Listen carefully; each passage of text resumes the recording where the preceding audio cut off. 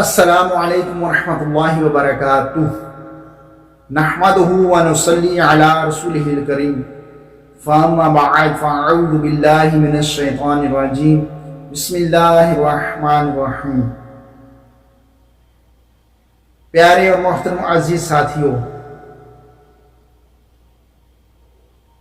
ہم ایک اور اللہ کے ولی کا واقعہ سنتے ہیں کہ جنہوں نے پیٹ بھر کر خواہش کے مطابق کھانا کھایا اور انہیں اس کی کتنی فیس کیا فیس ادا کرنی پڑی۔ حضرت سیدنا ابراہیم بن شیبان علیہ رحمۃ الحنان فرماتے ہیں، کہتے ہیں کہ میں نے 40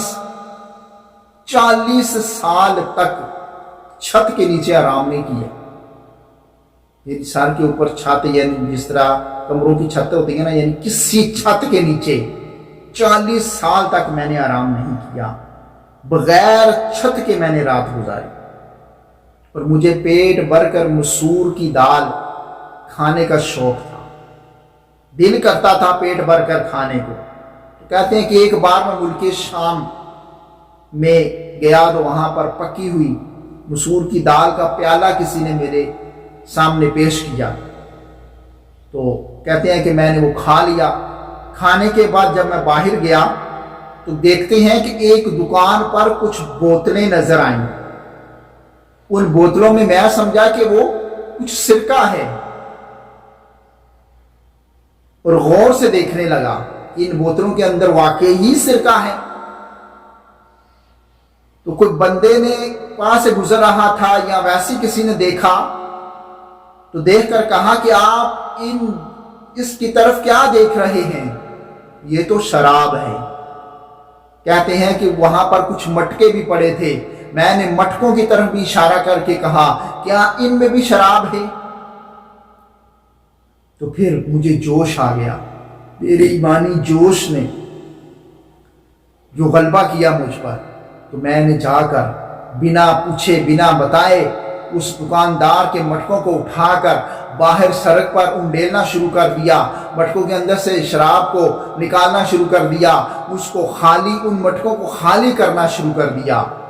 اب میری اس بے باکی کی وجہ سے میرا اس دکاندار کے اوپر بہت رعب پڑ گیا، اور وہ سوچنے لگا، وہ سمجھا کہ شاید یہ کوئی گورنمنٹ کا آدمی ہے کہ جو اس طرح بے باکی کے ساتھ آ کر یہ کام کر رہا ہے۔ وہ چپ چاپ یہ سب کچھ دیکھنے لگا۔ تو جب میں فارغ ہوا تو اس کو اس بات کا علم ہوا کہ یہ کوئی افسر نہیں ہے جس نے یہ کام کیا ہے، تو اس نے مصر اور شام کے حاکم ابن طولون کے پاس میری شکایت کر دی، میرے اوپر مقدمہ درج کروا دیا۔ تو جب مجھے پکڑ کر لے گئے تو اس مصر اور شام کے بادشاہ نے مجھے اس جرم پر کہ میں نے وہ نقصان کیا، وہ مٹکے جو ہیں وہ سڑک پر انڈیلے تھے، تو مجھے 200 بیند مارے گئے۔ اور 200 بیند مارنے کے بعد مجھے لمبی قید میں ڈال دیا گیا۔ کہتے ہیں کہ کچھ عرصہ گزر گیا، گزرنے کے بعد میرے استاد محترم سیدنا ابو عبداللہ مغربی علیہ رحمۃ اللہ قوی وہاں پر تشریف لائے اور مجھ سے پوچھا کہ تمہیں قید کے اندر ڈالا گیا ہے، اس کی وجہ کیا ہے، تمہارا قصور کیا ہے؟ کہتے ہیں کہ میں نے سارا واقعہ سنا دیا، کہا کہ پیٹ بھر کر دال کھائی ہے اور اس کے بدلے میں اس کی فیس جو میں نے ادا کی ہے وہ 200 بیند کھائے ہیں، اور طویل عرصے تک قید میں رہا۔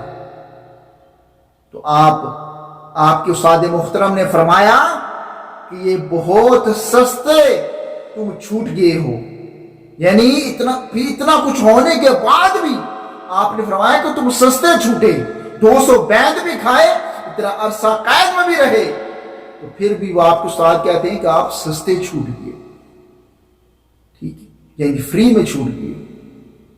تو پھر کہتے ہیں کہ میں نے مٹکوں والا قصہ بھی بتایا، تو پھر انہوں نے سفارش کر کے مجھے وہاں سے آزاد کروا دیا۔ میرے پیارے اور محترم اسلامی بھائیوں، اس واقعے سے ہمیں یہ پتا چلتا ہے کہ اللہ والے اپنے نفس کی پیروی کس طرح کرتے ہیں۔ اپنے نفس کی پیروی جب کر بیٹھیں، کوئی من پسند کا کام کر بیٹھے، کوئی نفس مطالبہ کرے تو وہ پورا کر بیٹھتے، تو بعض اوقات اتنی آزمائشیں ان پر آتی اور اپنے آپ کو آزمائش میں مبتلا کرتے، اپنے آپ کو اس مشکل میں، پریشانی میں، آزمائش میں مبتلا دیکھ کر پھر بھی اپنا ہی قصور گنتے اور سختیوں کا سامنا کرتے۔ اور اللہ تبارک و تعالیٰ جب ان کی سختی اپنے ایک بندے پر ڈالتا ہے، اس سختی ڈالنے کے بعد اس آزمائش میں اس کا نیک بندہ جب پورا اترتا ہے تو اللہ تبارک و تعالیٰ اس کے درجات کو بلند فرماتا ہے۔ تو یہ سب جو کچھ بھی وہ نیک بندے کرتے ہیں صرف اور صرف اپنے رب عز و جل کی محبت کے لیے کرتے ہیں۔ اللہ عز و جل سے عشق ہوتا ہے تو اس لیے وہ اس طرح کی سزائیں بھی لے لیتے ہیں، بھوکا بھی رہتے ہیں، اپنی جانوں کے نذرانے بھی دے دیا کرتے ہیں، اپنے پاس جو مال آتا ہے وہ دوسروں میں تقسیم بھی کر دیا کرتے ہیں۔ لکھنے والے کیا لکھتے ہیں؟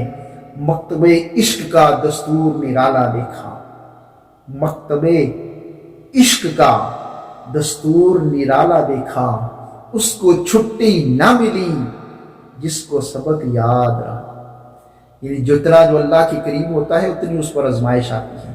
تو اللہ تبارک و تعالیٰ ہمیں آزمائشوں پر صبر کرنے کی توفیق عطا فرمائے۔ اپنا خیال رکھیے گا، اللہ تعالیٰ آپ کو خوش رکھے۔ السلام علیکم ورحمۃ اللہ وبرکاتہ۔